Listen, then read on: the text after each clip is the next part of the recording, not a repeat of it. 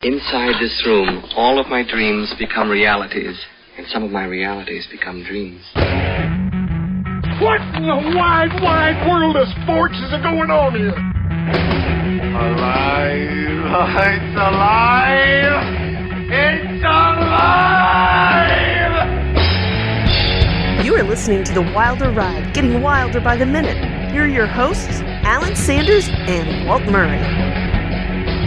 Welcome back, everyone, to The Wilder Ride, Getting Wilder by the Minute, a podcast where we break down and celebrate the films of Gene Wilder 1 minute at a time. And the first film we are diving into is Young Frankenstein. I'm one of your hosts. I'm Alan Sanders. And I'm your co-host, Walt Murray. And closing out the week, like a good closer, a strong closer should do, we've got Paul Sullivan in here from Sully Baseball. Paul, welcome back. Hey, great to be back. And this minute we have features one of my kids' favorite gags in the entire movie. Really? Yeah. Okay, we may cut it out and move it around, but I just got to know at the very, very beginning, what gag is that? The moving hump.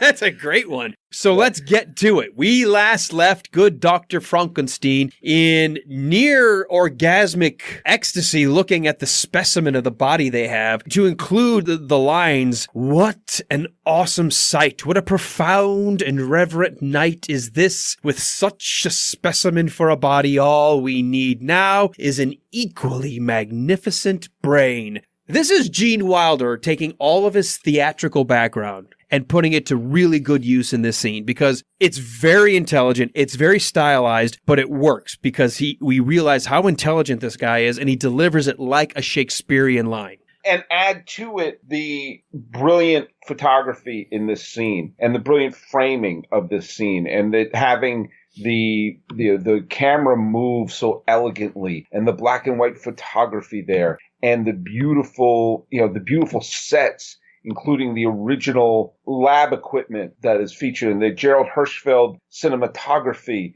and all this sort of put together makes for this very beautiful moment. And again, this is a very Young Frankenstein moment because it's a great sort of dramatic performance. It's the themes of Frankenstein building up. It's perfectly shot. And then what happens is, around second 8 or 9, it stops, and we have Gene Wilder and Marty Feldman playing it straight. They're not playing gags, and they're looking at each other and they're talking about the brain. And then suddenly we have the goofiest, one of the goofiest, silliest moments of the movie. The one that makes my kids fall off the chair laughing so hard that the hump on his hunchback keeps moving from side to side. And it was clearly on the left-hand side when we first saw him on the train at the train station. Now it's clearly on the right-hand side. And he makes the reference, and he doesn't want to say anything to offend him. And Marty Feldman's like, "What? What are you talking about?" Completely oblivious to anything he's saying. Gene Wilder clearly doesn't want to say anything to offend him, and eventually moves off. And the look that Marty Feldman gives of the smile, and we can't tell if it's a look to the camera or not, because Christ knows where his eyes are going, but the look he gives as if to say, "Yep, that hump's moving." It's like, what does that mean? Is he physically moving the hump? What does that mean? And it's so funny, and the heels of such cinematic beauty. That's the film in a nutshell. What I love about it is, and this was one of those few times where, because we've looked at the script so many times and realized how many of these jokes were very carefully planned and structured. Gene Wilder and Mel Brooks having hammered out a script that, as we've gone through, a lot of the visual gags were worked out, a lot of the audio gags were worked out, and the lines were worked out. But one of the things that Marty Feldman was able to get away with early on was he was actually shifting his hump around on set to where they actually did go ahead and include this as sort of a on-set, just a spontaneous thing to add, because even Mel Brooks was like, "Wait a minute," and he's like, "Oh, I've been doing this the whole time." Well, and this is the first time I've noticed it, even being on the other side. I keep meaning to go back and rewatch some of the earlier I don't think we catch any continuity errors, but he was doing it and threw him off enough that they decided to go ahead and throw this gag in there where. And it's the same almost sense that when we first meet at the train station, where he feels weird for having touched his hump. Now he feels weird for having realized the hump's not there. But wait, and he even reaches out and puts his hand on his shoulder where the hump used to be, and then points at where the hump is. What I love is, and Paul, we're all kind of taking our take on this, but the fact that Marty Feldman or Igor in this case is looking at him just the same as back on the train station platform, like, what are you talking about? I don't know. He's totally what hump? Pretending like he doesn't know anything that the doctor's talking about. And I just love that he looks, well, he turns his face to the camera and then gives that ear to ear, grin. It's just such a great Marty Feldman moment. One of the and that, what does that mean? What is that like? Is he, how is he moving it, and what are we supposed to believe about that? But it's a great thing that they don't explain it. It's just that's just a detail of the film. Yeah. You just have to deal with that, and that looked to us as if to say, yeah, you're gonna have to deal with it too. And I think it's just another one of those looks at the camera like, I got him again. He's constantly messing with Dr. Frankenstein, always making him the butt of a joke, whether it's doing something silly like we just had earlier in the week with at least it's not raining, and then it does, and he smiles and goes, see? It's almost like he's everything that he wants to have happen almost as a joke to the doctor. Even the weather cooperates in the joke. Yeah, and it's another one of those, he may think he's in control, but I'm really in control here. Paul, you pointed out all the gear in the background. Walt, the last time we were down in the basement where we find the secret laboratory, it did not look this good. They've been doing some serious house cleaning on all this equipment that originally designed by Ken Strickfaden, who was never credited in the original Frankenstein film. He did get the credit, though, by loaning all this gear to Mel Brooks. Yeah. Better late than never. Yeah, exactly. Yeah, they've cleaned out all the cobwebs and cleared the dust, and everything looks fantastic now. I mean, the lab is pristine. Yeah, ready for reanimation. As we head over to the table right after the whole, did your hump move? And did it? All right, never mind. He goes over, and Walt, we see this from the very beginning. Remember how we talked about how he liked to rinse his hands whenever he was changing the subject when he was doing the medical lecture? Here he is again, having had a conversation, and all of a sudden he's like, forget it, I'm washing my hands of this. Yeah, touch the body and walks over, same type of bowl, same setup, same everything. Even dries his hands similarly to back in the class. So he's back in that mode. I'm in charge. I feel comfortable. This is my surrounding. It's almost like we're back at the very beginning of the movie, except instead of a classroom full of med students, now he's got Inga, he's got Igor, he's got a dead body. Instead of Mr. Hilltop doing an experiment on him, now he's getting ready to do the experiment on this 7-foot gorilla. Yeah, he's ready to go to work. Yep. We've got this gag. Well, it's not really a visual gag, but he says, now, do you have the name I gave you? And he says, yes, I've written it down and it's on his hand. H. Delbruk. Did anybody bother to pull up any information on who H. Delbruk actually was? Why, actually, you should ask. I thought maybe one of us had. I did just in case. But Sully, why don't you tell us, who is Hans Delbruk? I got just from the IMDb, where it says the brain which Igor is sent to steal the label does belong to Hans Delbruk. There was a real-life Hans Delbruk. He was a 19th century German military historian and professor at the University of Berlin, notable for going beyond technical problems and linking warfare to politics and economics. His son, Max Delbruk, was a Nobel laureate. But once again, I'm sure there's something deeper about Hans Delbruk that we don't know, but it's, again, driving home any sort of connection between Germany and politics and the military is just going to be something in the crosshairs of, Mel Brooks, who obviously served in World War II and was in the European theater and has seemed to have been wanting to give a middle finger to the Nazis ever since. And I'm sure there's something, that's just what I've gleaned about him, but there's some deeper going on here. You can bleep that out, I'm sure. But here's the thing, which I think might be. I think you're digging at something that is a typical Mel Brooks-ism, the whole going after Germany or something. Delbruk, he actually at one point said at an early stage of World War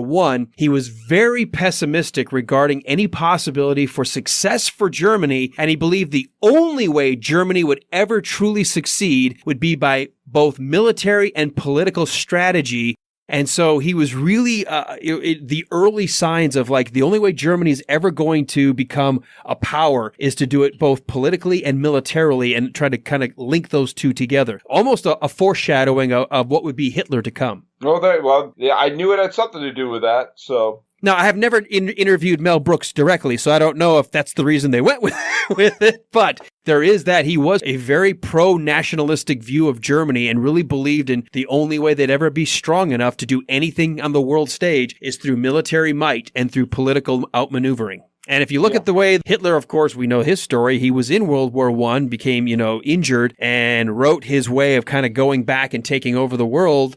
He was very much about you have to control the information. You have to also have the strongest military might and be willing to use it. And he damn near will pull that off.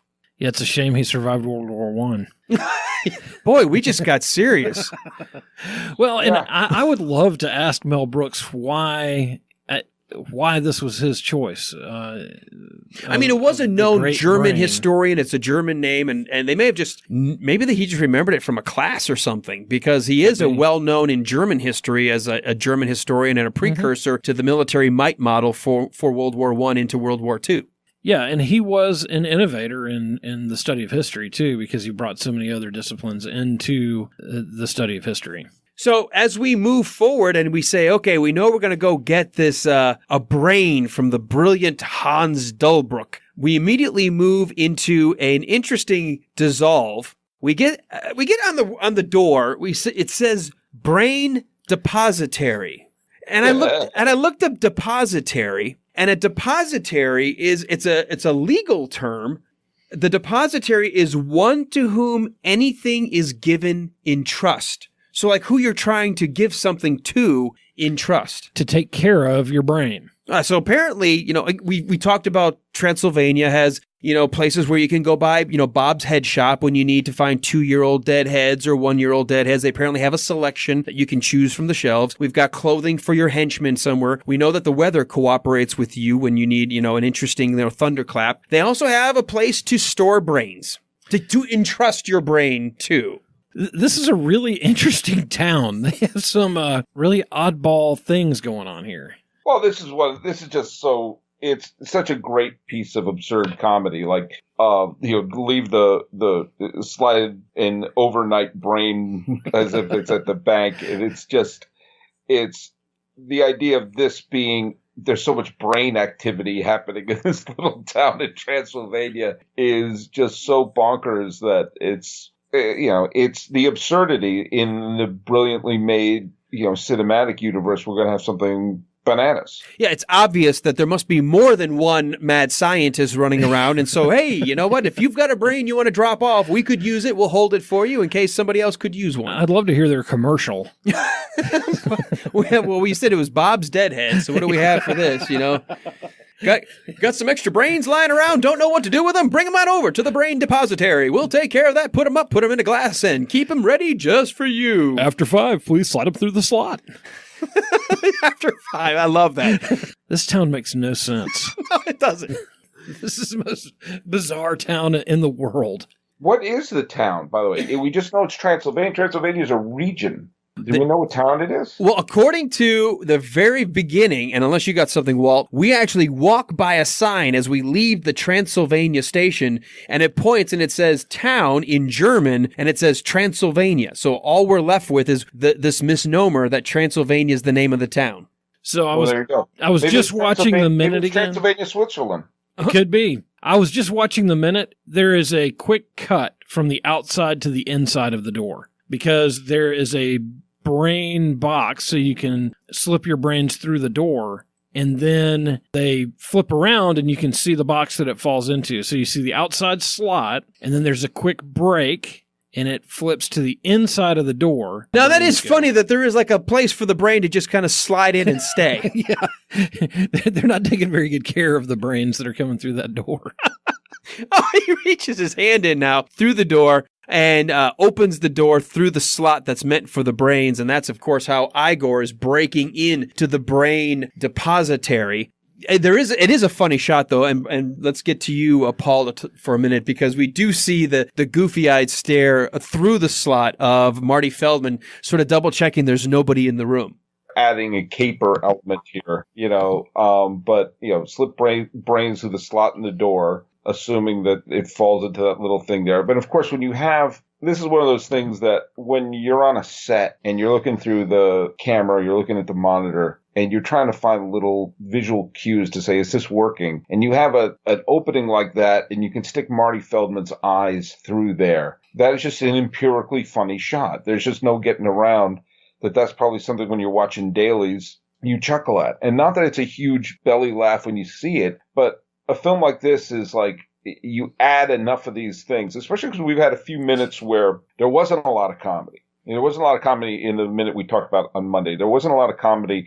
There have been whole stretches where there's just atmosphere. So we have the funny joke with the hump moving. We have the gag in the door, and now with the eyeballs peering through here. There's this kind of like it pads up the laughs after having a few minutes where we're having atmosphere. But, it's just, this whole film is a combination of cinematic atmosphere and goofy sight gags and audible gags. And there's the rhythm of this film is very interesting because it does take its time. The payoffs are much greater. And I think that it's hard to think of many films that are as confident about their comedic abilities as this film that will allow a scene to play out that still can be one of the all-time great comedies. Well, and unfortunately, we're not going to be able to find out how much more is happening in this room just yet because we are at the end of the minute. So that means we got to wait until next week. But I do this with all of our guests. We both like to ask our guests as far as this film goes. And you said it earlier in the week, but to recap for our audience,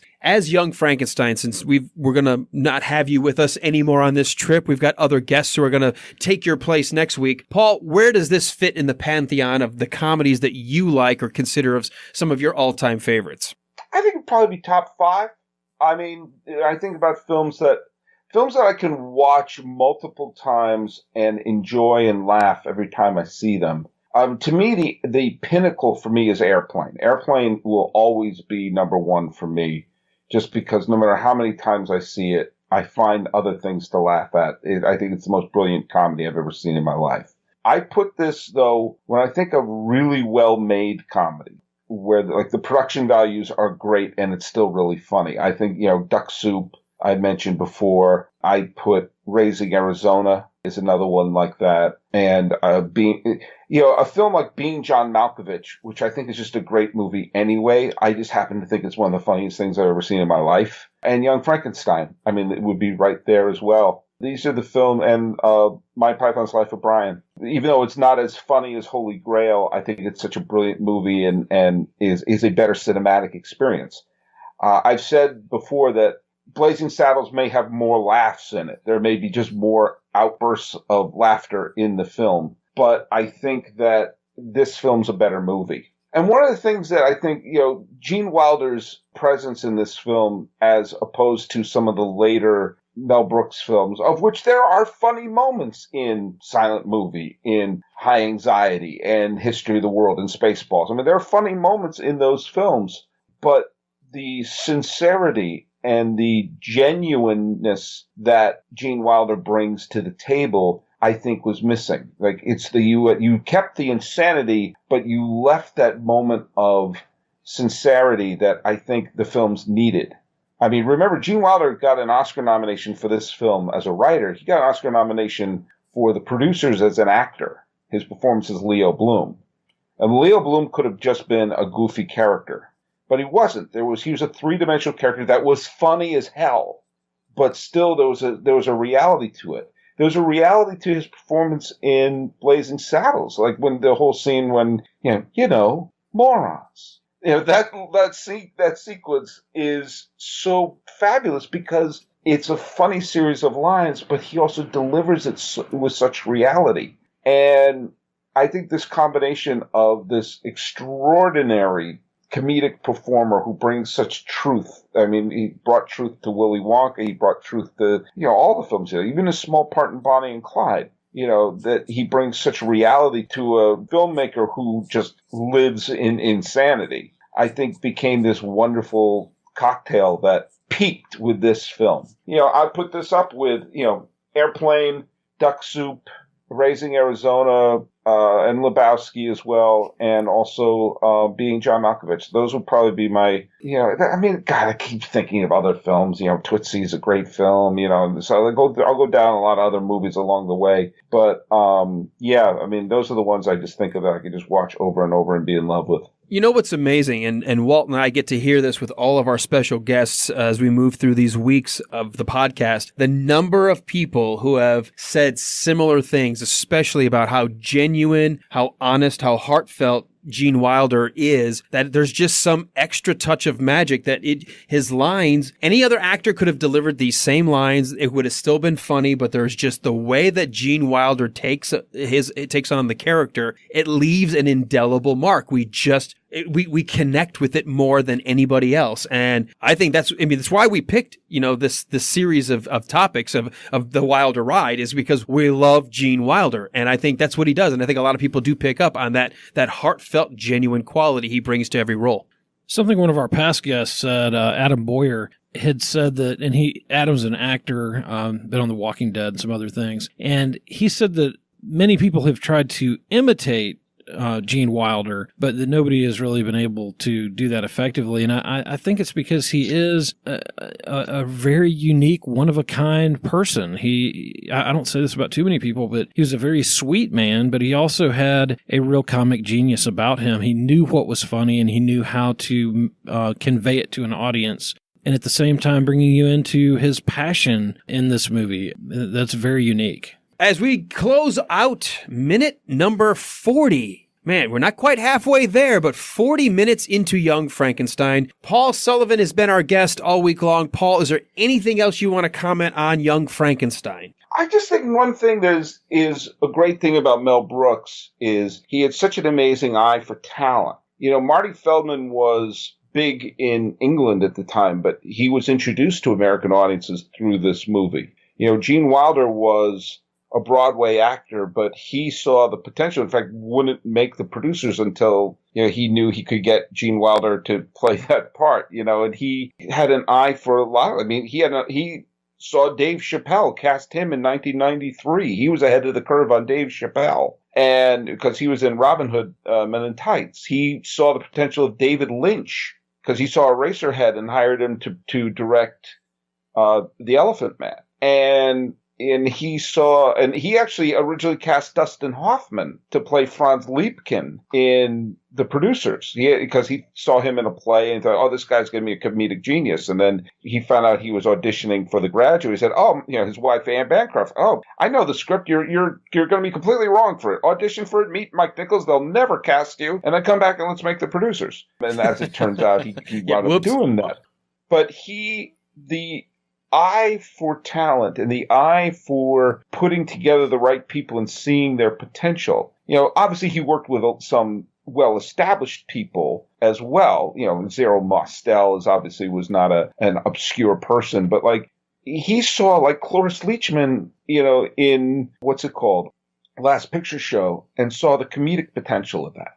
And she wasn't funny in that movie. Right. And so of Mel's many talents, and he's an EGOT. He's won the Emmy, the Grammy, the Oscar, and the Tony, is his ability to find great people to do the job and trust them with it.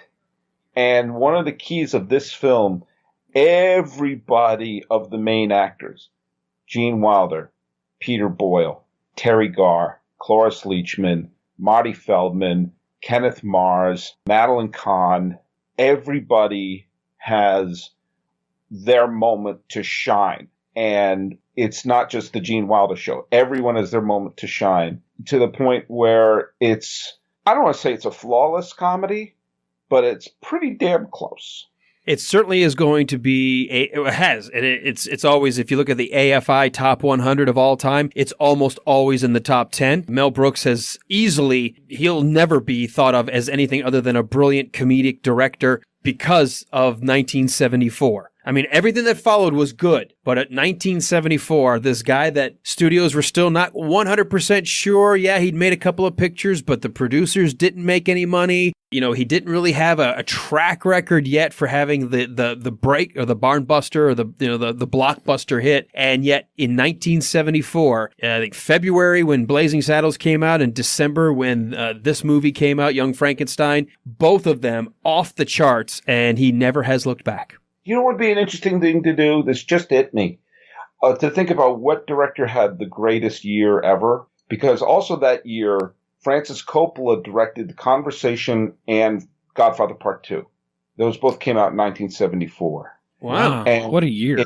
In 1993, Steven Spielberg directed Jurassic Park and Schindler's List. You're right. And those were two huge blockbusters, but completely different subject matter. Completely different. And one became the biggest hit of all time, and the other became his Oscar-winning masterpiece. So I can't do it now because I don't have the data in front of me to do it, how often a director has made more than one movie in a single year. Soderbergh got 2 Oscar nominations in, was it 2000 or 2001? One of those, in 2000. He did Aaron Brockovich and Traffic the same year. Right. I remember that was huge because he had one in production for a little while and then did the other one, and they both ended up getting scheduled by the studio to be released in the same year. Yeah, and Oliver Stone had Salvador and Platoon the same year. So it would be interesting to sort of go through to see, you know, what I mean, it's going to be hard to beat Schindler's List and Jurassic Park, but, you know, Blazing Saddles, Young Frankenstein, Conversation, and Godfather 2. I mean, so it'd be interesting to see, like, even going back to classic Hollywood days. Victor Fleming's credited as the director for Gone with the Wind and Wizard of Oz in 1939, but that was a little different because both of those films had multiple directors and only one credited, so it's not quite the same thing. But that would be an interesting exercise to do one of these years when I have more time on my hands. It definitely would be. And I think one thing we can all agree, it is a very short and distinguished list regardless of who's on it, because it's very hard to do that in Hollywood, period. Let alone, it's hard to put out 2 movies in a row, let alone 2 hits that just rule the box office. Well, I bet one of our listeners knows the answer to this. Oh, I see where you're going. And we'll post it at www.facebook.com/thewilderride and show us up. Yeah, why don't you join? In fact, we've got our public Facebook page, which you can put it there, but we also have a listeners group, which is a closed group where we can have private discussions that don't choke up your timeline, only within the group, so that way you can post something silly or crazy or harebrained, and don't worry about embarrassing your friends. You know, you can come into the closed group. We keep the geekness and all that stuff under wraps, but